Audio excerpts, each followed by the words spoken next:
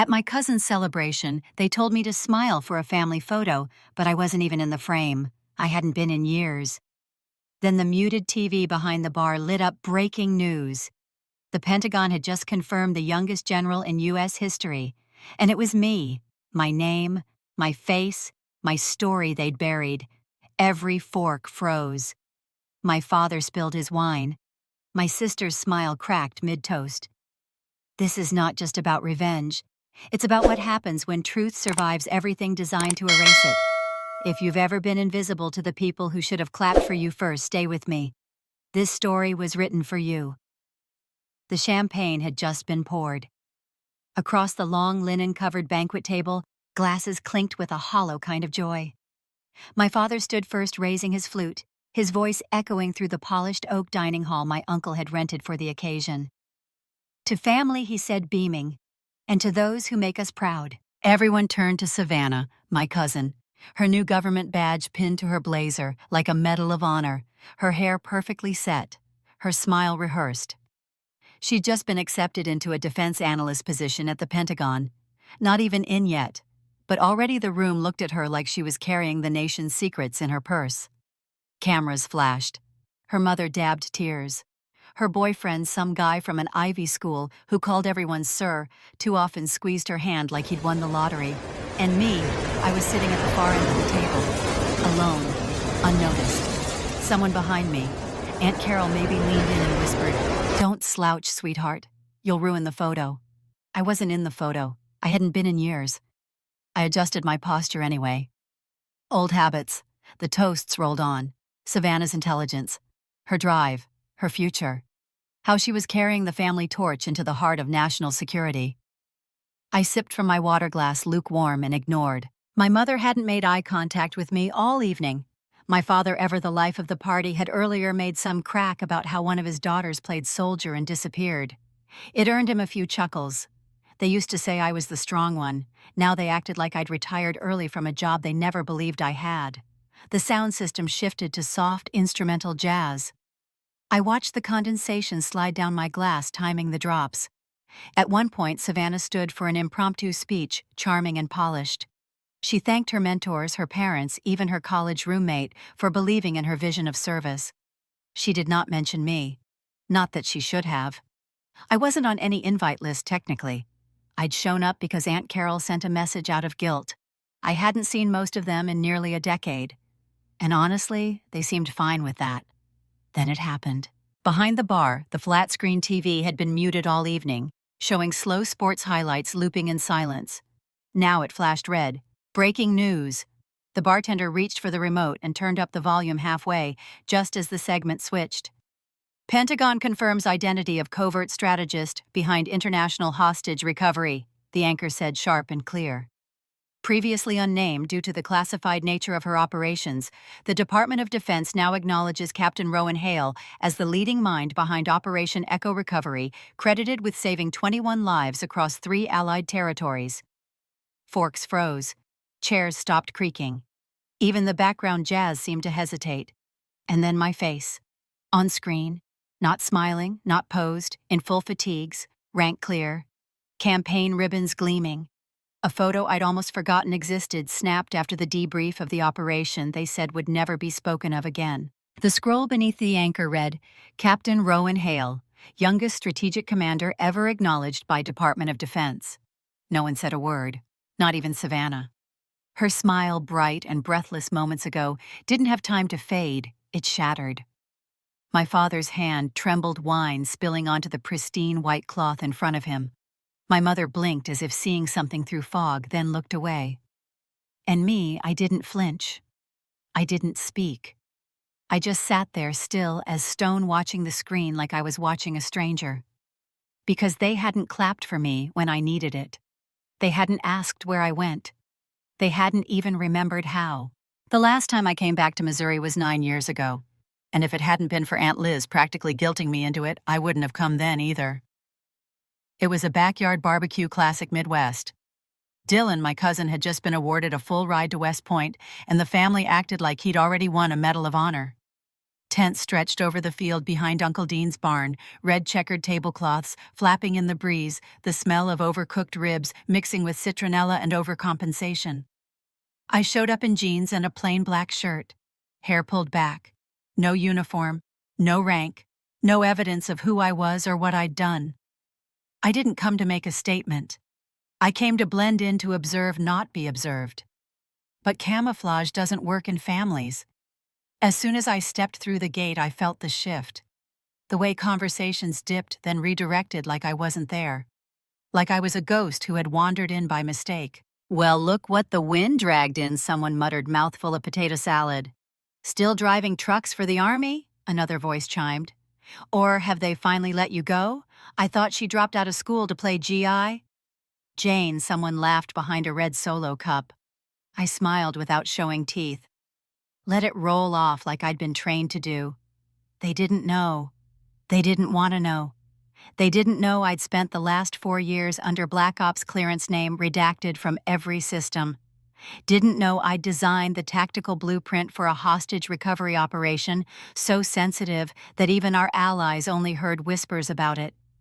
They had no idea what it felt like to fly into the Caucasus Mountains on 3 hours' notice, frost biting through Kevlar with intel so vague it might have been written in crayon. They didn't know that the mission had called for extraction of 12 civilians, engineers mostly, but we found 21. Some were children. One was a pregnant woman who'd gone into labor inside a makeshift cell. Command said we didn't have time to get them all out. Triage, they said. Take the primary targets. I said no. I split the unit, delayed exfiltration, used emergency flares and misinformation to buy time. We carried the kids out in our arms one by one. I loaded the last of them onto the evac chopper as the sun started bleeding over the horizon. No one died that night, except my career. When we got back, there were no medals, no debrief, just silence. The official log listed the mission as successful due to coalition coordination. No names, no credit. My service record was quietly sealed. Judgment compromised under duress, the internal memo read. They didn't court-martial me. That would have required admitting I existed. Back at the barbecue, Aunt Liz handed me a paper plate with dry brisket and coleslaw, already wilting in the heat. She nodded toward a fold-out table near the shed.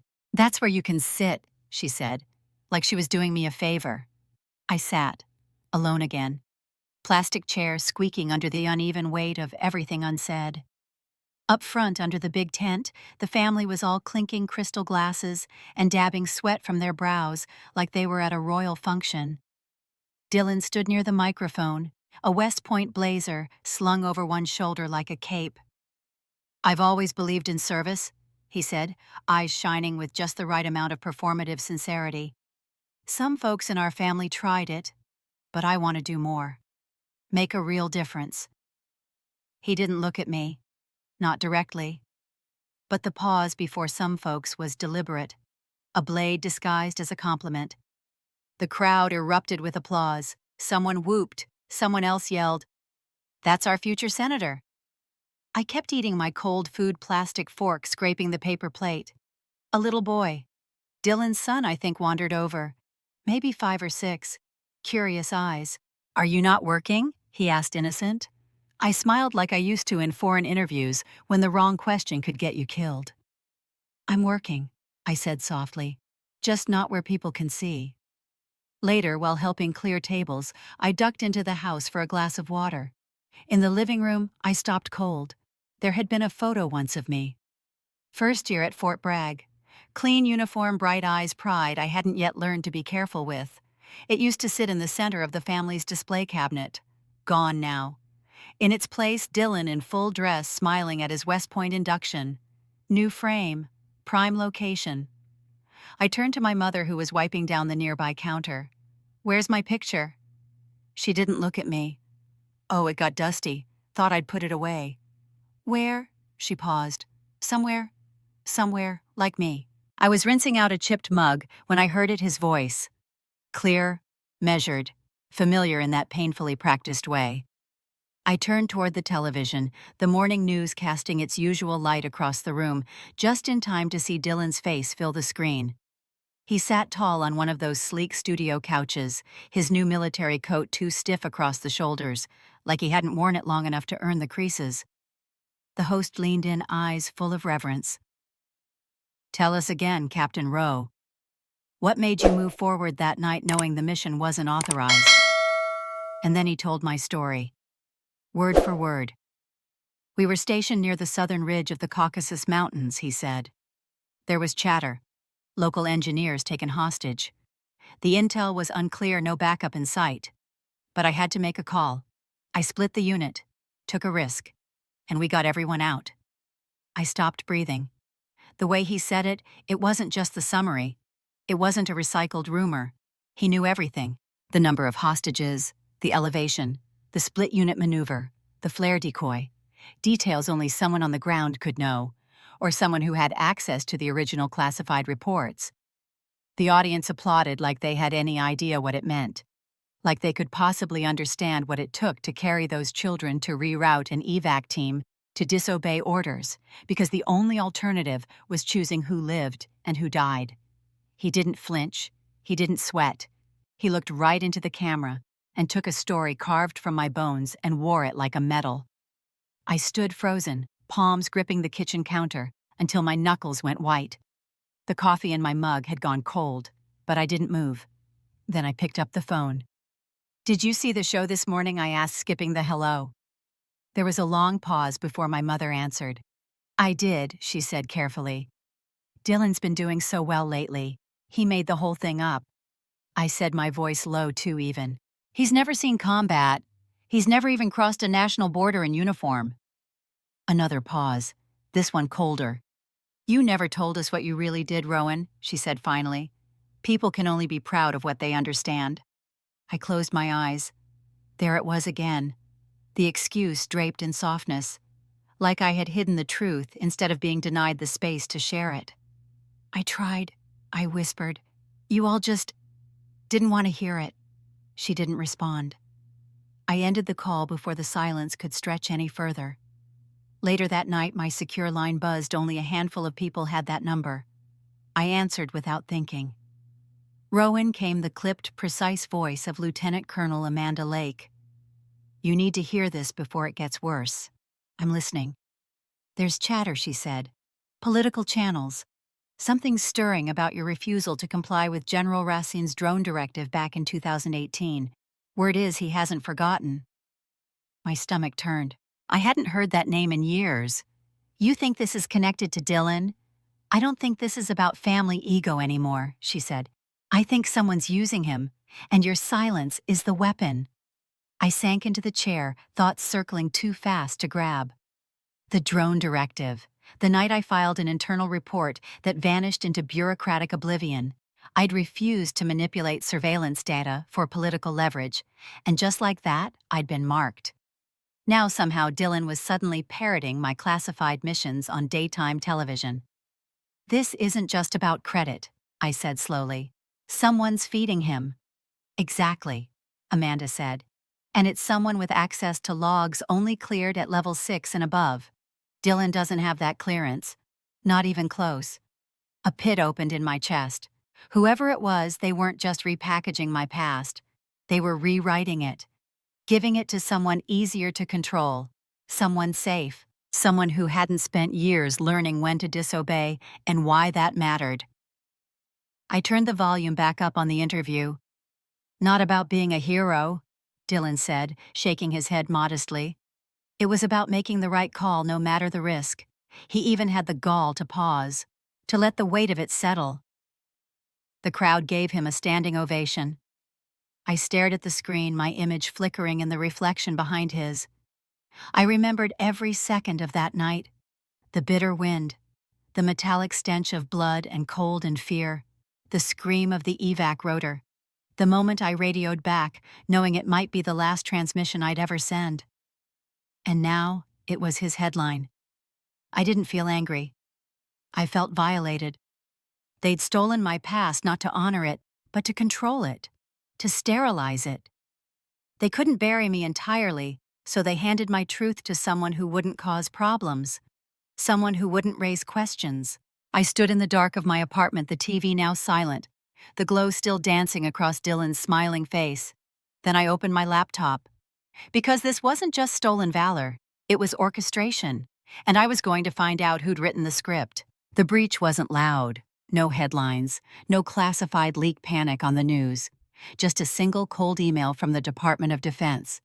Effective immediately. You are placed on temporary suspension, pending internal review for violation of Level 1 encryption protocol. No explanation, no signature, just a digital execution. I stared at the screen for a long time, the letters sharp and surgical. They were accusing me of something I hadn't done, accessing high-level encrypted files tied to autonomous drone warfare and surveillance ops. Files I hadn't touched in years. Files I no longer had clearance for. The source, a military-issue laptop I had turned in 3 years ago. It was supposed to be sealed, vaulted in an Army tech facility, wiped and buried beneath a dozen layers of internal firewalls. Now somehow it had resurfaced, been used to break open sensitive data strings, and left fingerprints. Mine. I didn't panic. Panic is for the untrained. I pulled up the last known access logs tracing IP echoes and device authentications. One after another, they stacked like dominoes falling through time, 7 unauthorized entries in the past 18 months. Each tied to high-profile operations I had once been part of, and each without fail, falsely authenticated through my biometric credentials. That was impossible. My ID was classified. Even most of my handlers didn't know my clearance chain. And yet, there it was. The terminal ID used for the breach tagged to a secure server block in Washington, D.C., more precisely within the private office network of General Abram Rassin. My stomach tightened. General Rassin, the same man who in 2018 had ordered me to falsify surveillance reports to cover up an experimental drone program that was quietly targeting congressional critics. When I refused, I filed an internal report. It was buried. He was promoted. And I was reassigned in silence. Now 5 years later, someone inside his infrastructure was weaponizing my past. I didn't need more proof. I needed a firewall. Fast. So I reached out to the only person who owed me nothing, but still might answer, Marcus Vance. We hadn't spoken in years. But once during a joint deployment in Mali, I pulled him out of the digital kill box when every system marked him as expendable. He was brilliant, unstable, and always 2 lines of code away from either genius or treason. I texted him one word. Now. He responded in 6 minutes. Thought you were dead.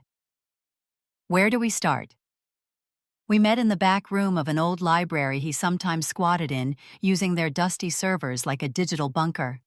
Within hours, he cracked into the encryption chains the military thought were ironclad. They cloned your ID, Marcus said, scrolling with fingers like weapons. Sloppy, but deep enough to fool anyone on the surface. They even masked the authentication logs, left just enough noise to frame you in case someone came digging. He paused. And Rowan, they've been leaking your file history. He turned the screen. A dozen threads lit up on a covert military message board popular among vets and self-styled patriots. Conspiracy-laced and private, but not unreachable. The name in all of them, MJR Delta. Each thread painted me as reckless, a rogue agent, a liability, the strategist who broke chain of command, the coward who risked her team to save herself, the woman who got people killed. None of it was true, but the details were close enough to sting. MJR Delta, I said aloud. That's the handle pushing this? Marcus nodded. Non-traceable on the surface. But I'm not done yet. He dove deeper, decoding user histories, server metadata, upload origin points. Slowly, the wall of misdirection began to crumble. We stared at a user profile stripped to its last layer. And there it was. A forgotten link, one that no civilian would ever know to look for an internal audit key, hidden inside the very first comment posted under the Delta Disgrace thread. That key was tied to a communications uplink at West Point. Specifically, an encrypted device registered to Dylan Rowe. I froze. No, I said out loud, though I already knew. Marcus sat back. You know that username, don't you? I do now. MJR. Not Major. MJR equals Midshipman Junior Reserve. Dylan's status at the time of the first leak. Delta, the operation I'd commanded, the one they'd tried to erase. He'd stolen my story, and then helped bury the original. But he hadn't done it alone. Dylan didn't have the clearance to access that laptop, but General Rassen's office did, which meant this was a two-man job. One traded legacy, the other leverage. Marcus leaned forward. "What do you want to do?" I looked down at the flickering screen. At my name. Twisted dragged through digital mud, and I made a choice. "I want the truth out," I said. "No more silence. Not one more inch. Because memory can be distorted. But truth doesn't die. It gets buried, until someone's willing to dig." It started with a camera feed. Marcus had stayed online combing through breadcrumbs. He didn't sleep much anyway. When he called, I could hear the low hum of server fans behind his voice. "Rowan," he said, "you might want to sit down for this. I'm already standing. Just tell me, your family's home security system was breached." My blood slowed. How long ago first ping was 6 weeks back.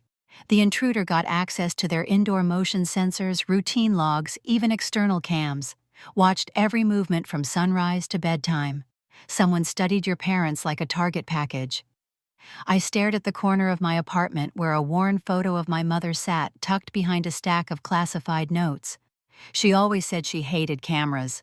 Too many eyes in one house, she'd joke unplugging the baby monitor when we were kids.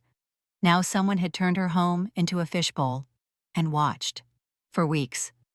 "Where did it come from?" I asked steady. "The access came through a shell relay that bounces through about 6 countries. But the originating signature traces back to a laptop inside the Pentagon." Of course. More specifically, Rassen's comms division, Marcus confirmed. Device registered under a recent civilian consultant listed as Dylan Rowe. I couldn't breathe for a second. Not from shock, but from how little surprise I actually felt. "There's more," he said. "Your mother's hospital report, I got into the ER logs. It wasn't just a fall." "What do you mean?" "They listed it as a loss of balance, but the trauma pattern says impact. Blunt, maybe a push, maybe staged. Either way, whoever wrote the intake left gaps big enough to drive a truck through." I closed my eyes. The memory came back sharp and raw. My mother slumped on the porch steps, soot in her hair, barely conscious. The fire had taken half the barn, but not the house. She hadn't been burned, just collapsed. That's what they'd said. A simple fall. But now nothing felt simple. This wasn't just about my name anymore.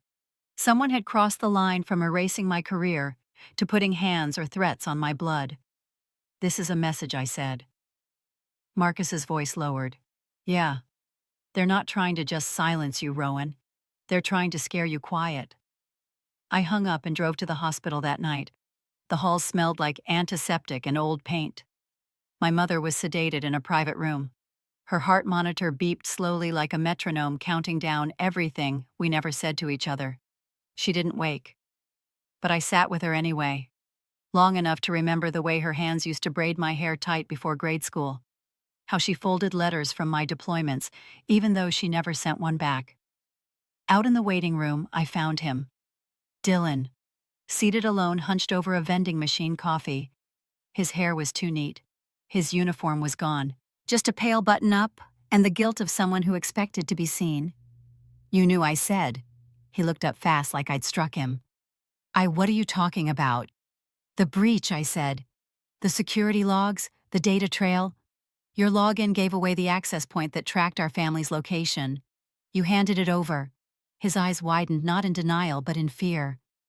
"I didn't mean," he started. "You didn't mean to get caught," I interrupted. "But you did. And now Mom's in a hospital bed, and you're sitting here like nothing happened."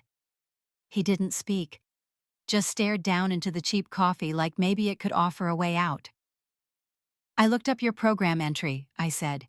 "The communications division at the Pentagon. You don't just walk into that, you traded something." He flinched. "You gave them our family's data access to our movements, routines, vulnerabilities in exchange for a slot in Rassen's media rotation?" I continued. "That's what you're worth, huh? 1 seat and a spotlight, His voice cracked. I didn't know they'd hurt her, but you knew they wanted me gone. Silence settled between us like smoke. He didn't deny it, and that was enough. I turned away and walked down the hallway past the rooms and monitors and false promises of peace. No fire had touched my mother's skin, but someone had set something else ablaze. The part of me that still believed we were safe from the people who shared our name. They sent me the formal appeal documents the next day. The Department of Defense. A blank bureaucratic path back towards some sterile version of redemption. All I had to do was file an official rebuttal, submit evidence request, a formal inquiry. It was, in theory, the honorable route. I didn't even open the envelope, because I already knew what that route looked like. It ended with my story sanitized, edited by people in suits who never touched blood or dirt.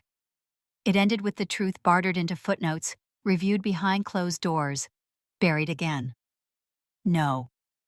I needed something louder than paperwork, more permanent than clearance. I needed the truth exposed before they could erase the rest of it. So I went to the only person I trusted to wage a war without bullets, Marcus Vance. We met in the back room of a shuttered postal building, his latest hideout. The walls were lined with disconnected fiber cables and old maps of military server routes. It smelled like mildew and code. "You sure about this?" he asked, powering up his monitor stack. "Once we start, you won't be invisible anymore." "I was invisible when they framed me," I replied. "It didn't protect me then." He nodded, once solemn. "Then we go quiet, but deep. We didn't hack government firewalls or storm comm centers. That wasn't the mission. The mission was exposure leak, just enough to point the right people toward the story they tried to bury. So I contacted a name I hadn't said aloud in years. Sarah Kane, an investigative journalist, former war correspondent turned independent voice for forgotten conflicts. She didn't chase trending topics or viral moments. She dug, patiently, methodically, with empathy that unnerved even the people she tried to protect. She agreed to meet in a parking garage. No microphones, no recorders, just her notebook and the cold smell of concrete. "I'm not asking you to believe me," I told her. "I'm asking you to look where they told you not to." She studied me carefully. Her eyes didn't dart around like most reporters. She wasn't looking for headlines. She was reading me. "Why now?" she asked softly. "Why not years ago?" "Because I still believed in the system," I said, "and I thought silence was safer." I was wrong on both counts. She flipped her notebook shut. "I'll look," she said, "but I won't guarantee a story. Not unless I find the truth.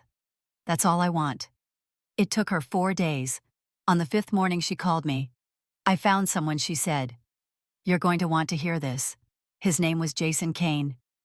I didn't recognize it at first, but when she said the words Hostage Caucasus Mountains Operation Orion Echo, I remembered. He was just a kid then, maybe 21, electrical engineer, shot in the leg. He'd clung to my arm the night I dragged him out of the second outpost.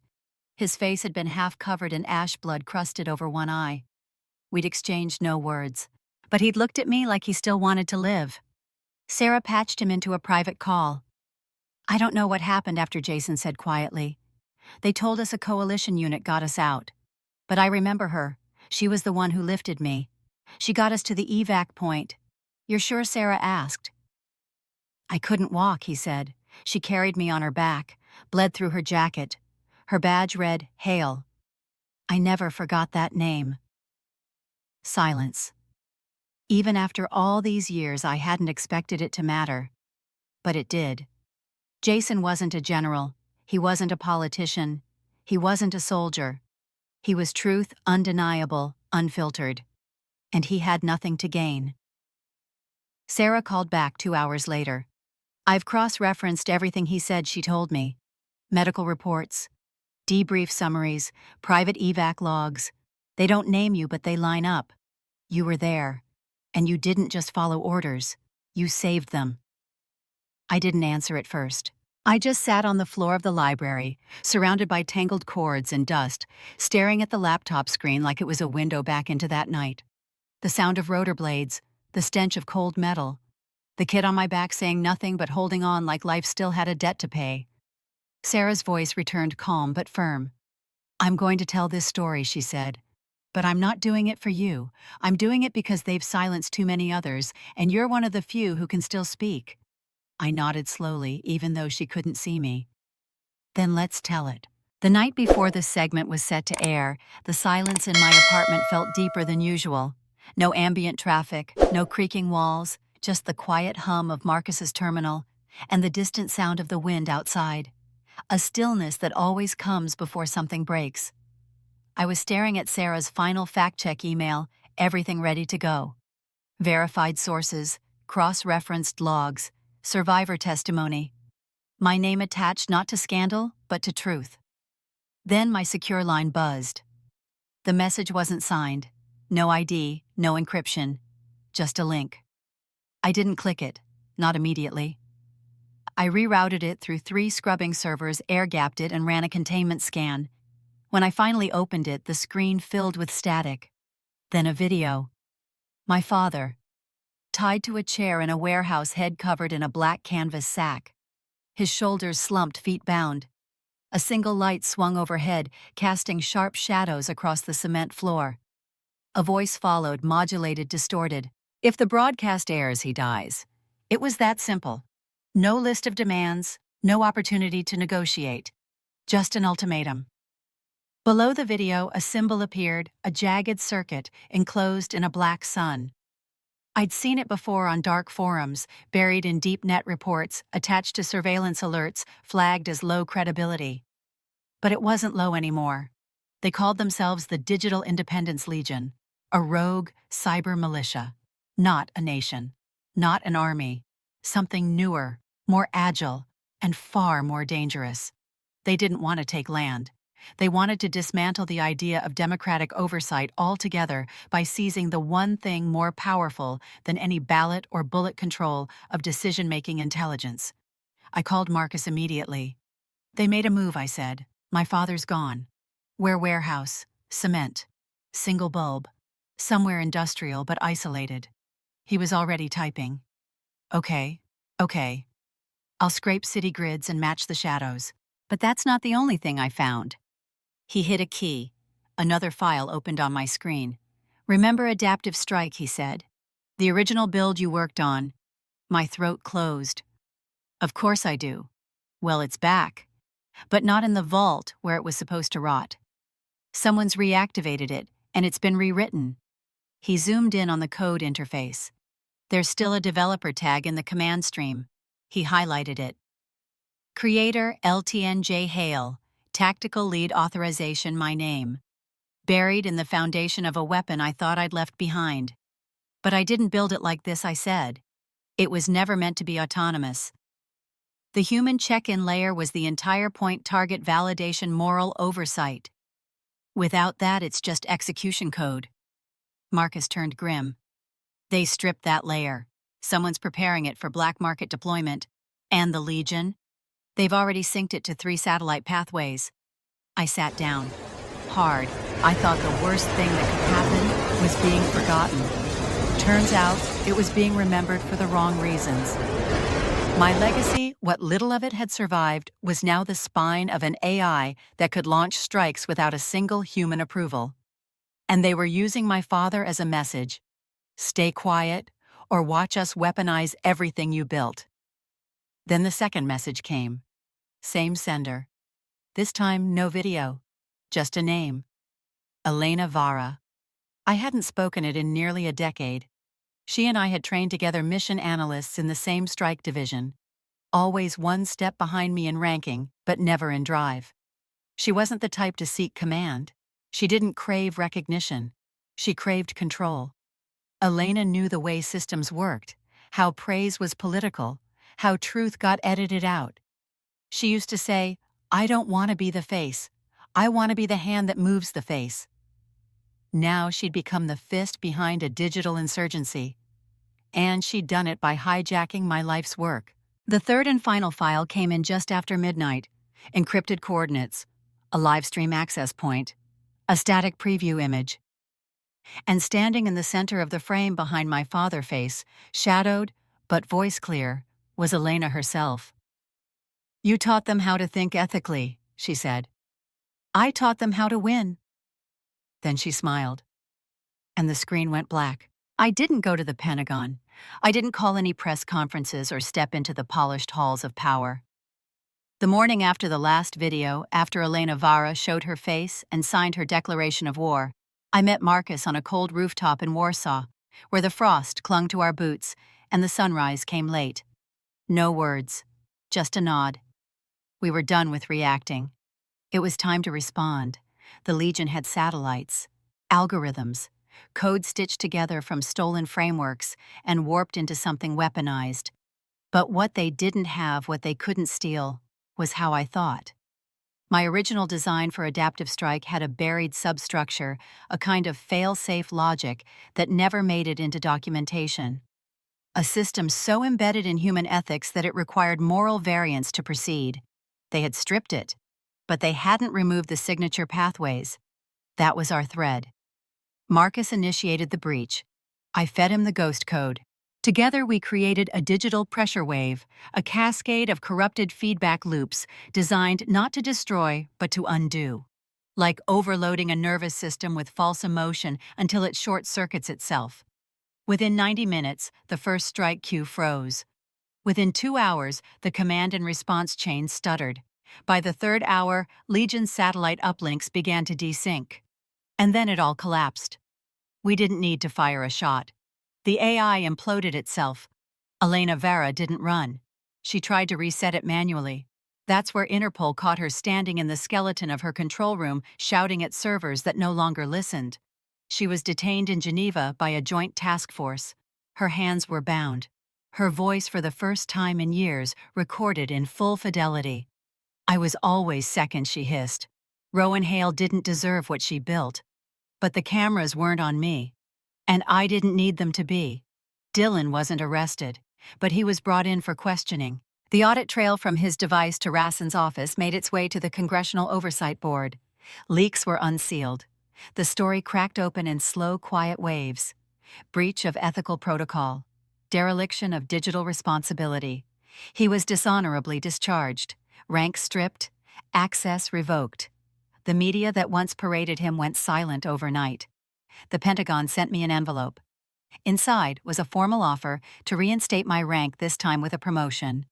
Strategic Commander, the youngest female officer in U.S. history to ever be considered. I folded the letter once, then set it in the fire, because by then, I'd already won something better. That night I went home.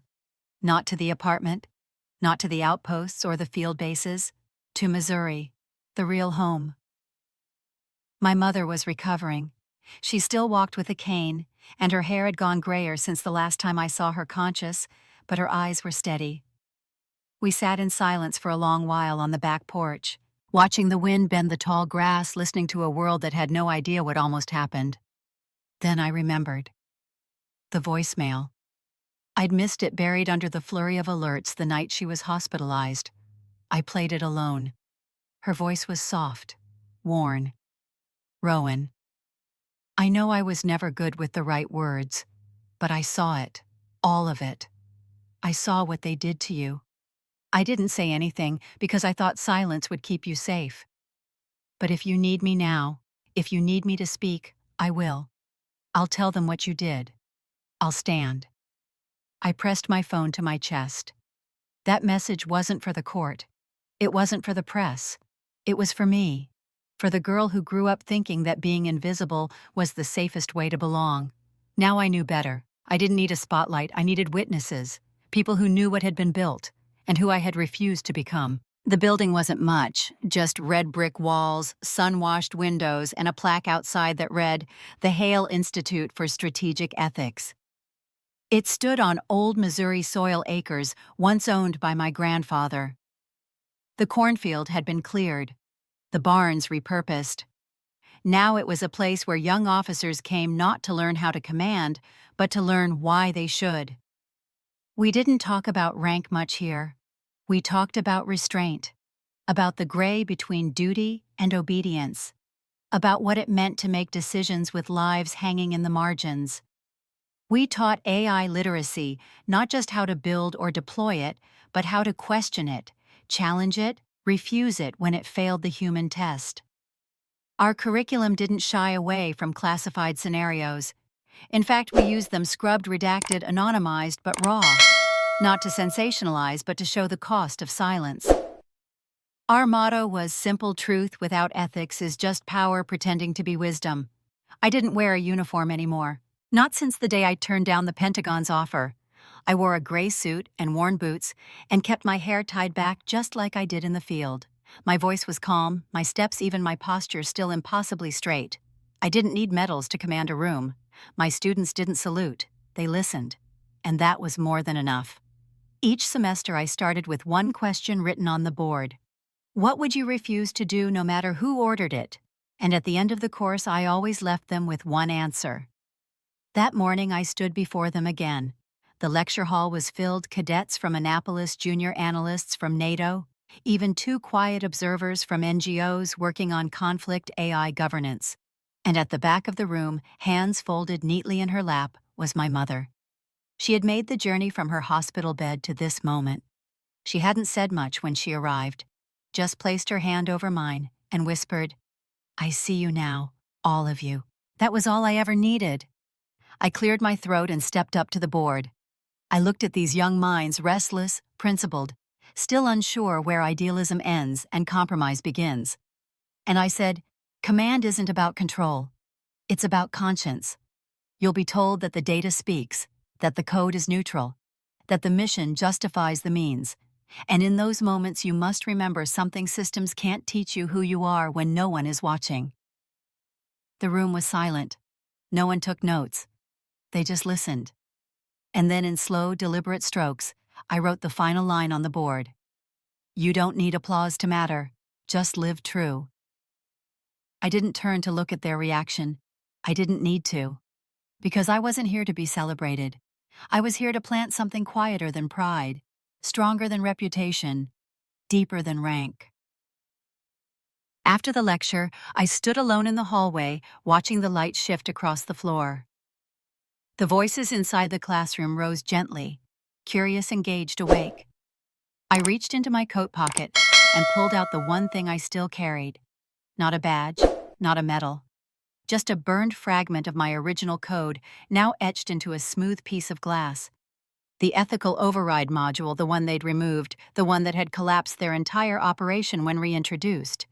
I held it in my hand like a truth no one could edit. Outside, a group of students gathered beneath the tree line. One of them laughed softly. Another was crying. Not because they'd lost anything, but because for once they felt like they mattered without having to be seen. I didn't go out there. I just stayed by the window watching. Because this was the mission now. Not war, not revenge, not recognition. Just building a world where integrity wasn't retroactive, where the right thing wasn't something you had to bury or apologize for, where you didn't need applause to matter. You just had to live true.